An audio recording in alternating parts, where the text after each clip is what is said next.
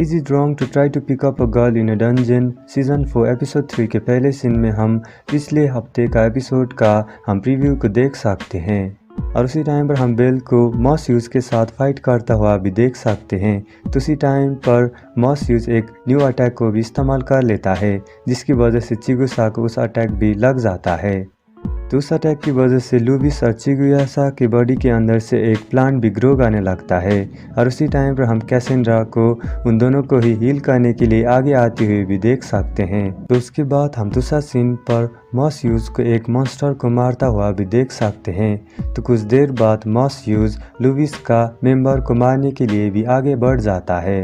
तो उसके बाद हमें इस एपिसोड का नाम पता चलता है जिसका नाम है एपिसोड 3 पैरासाइट। तो कुछ देर बाद हम कैसेंड्रा को चिगुसा और लुविस का ट्रीटमेंट करते हुए भी देख सकते हैं, पर कैसेंड्रा का ट्रीटमेंट का असर उन दोनों पर ही नहीं होता है। तो उसी टाइम पर कैसेंड्रा ये भी कहती है कि उसने आज तक इस तरह का डिजीज़ को नहीं देखा है। तो उसी टाइम पर कैसेंड्रा ये भी रेकमेंड करती है कि अगर तुम लोग मॉस ह्यूज को डिफीट करोगे तो ये प्लान हट सकता है। उसी टाइम पर हम वो सारे लोग को मॉस ह्यूज के बारे में डिस्क्राइब करते हुए भी देख सकते हैं।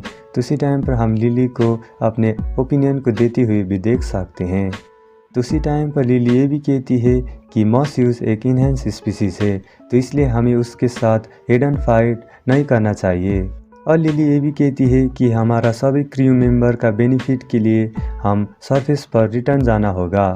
तो उसी टाइम पर हम लुविस को हेल्प मांगता हुआ भी देख सकते हैं। वो ये कहता है कि उसका पार्टी का मेंबर उसी जगह पर है, तो इसलिए हमें उसको बचाने के लिए जाना चाहिए। और उसी टाइम पर लुविस ये भी कहता है कि मॉस ह्यूज ने उन सभी लोग का मैजिक स्टोन को भी ले चुका था, तो इसलिए उन लोग के पास कोई भी ऑप्शन नहीं था, तो इसलिए वो सभी लोग उस जगह से चले गए थे।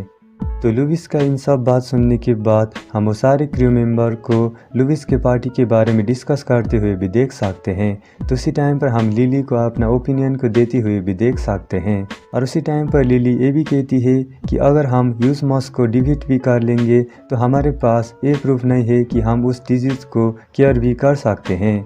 तो उसी टाइम पर लिली बेल का ओपिनियन को भी पूछने लगती है, जिसके जवाब पर बेल ये कहता है कि हम मॉन्स्टर को डिफीट करने के लिए आगे बढ़ेंगे।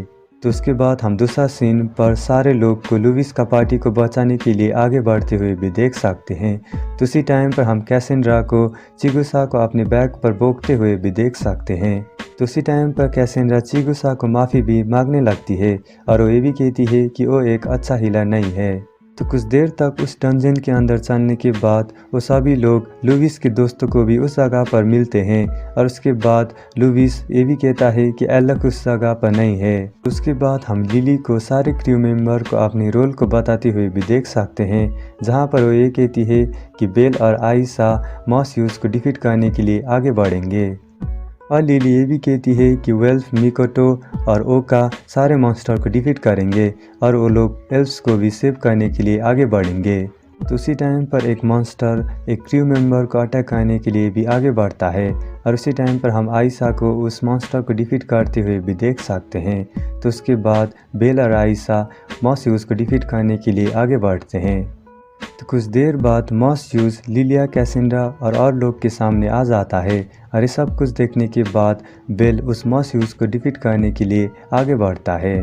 तो उसी टाइम पर हम बेल को अपना अटैक को इस्तेमाल करते हुए भी देख सकते हैं, जिसका नाम है फायरबॉल, जिसकी वजह से मॉस ह्यूज बर्न होने लगता है। तो उसी टाइम पर मॉस ह्यूज बेल का लेग को पकड़ लेता है और उसके बाद वो बेल को पानी के अंदर खींचने लगता है। तो कुछ देर बाद हम बेल को एक वाटरफॉल से नीचे गिरता हुआ भी देख सकते हैं। ये सब कुछ देखने के बाद सभी लोग बहुत शॉक हो जाते हैं और उसी टाइम पर हम लिलिया को बेल को बचाने के लिए आगे आती हुई भी देख सकते हैं। तो उसी टाइम पर आयशा आकर लिली को रोक देती है। तो उसी टाइम पर हम ओका और वेल्फ को लाना, चैरेट और एलेक को बचाने के लिए आगे आते हुए भी देख सकते हैं। तो कुछ देर बाद वो दोनों ही लोग उन तीनों ही लोग को बचा लेते हैं। तो उसके बाद हम दूसरा सीन पर आयशा को देख सकते हैं और उसी टाइम पर आयशा ये भी कहती है कि कोई भी लोग बेल को बचाने के लिए नहीं जाएगा, क्योंकि बेल खुद ही अपना बॉडी को प्रोटेक्ट कर सकता है। तो ये सब कुछ सुनने के बाद लिली बहुत निराश होने लगती है। तो उसी टाइम पर आयशा लिली को ये भी कहने लगती है कि बेल अपनी बॉडी को बहुत अच्छी तरह से प्रोटेक्ट कर सकता है और वो इस कंडीशन पर सर्वाइव भी कर सकता है। तो ये सब कुछ सुनने के बाद लिली के अंदर एक होप भी आने लगता है और उसी टाइम पर हम लिली को एक स्ट्रेटेजी को बनाता हुआ भी देख सकते हैं, जिसकी वजह से वो सभी लोग उस जगह से भी चले जाते हैं।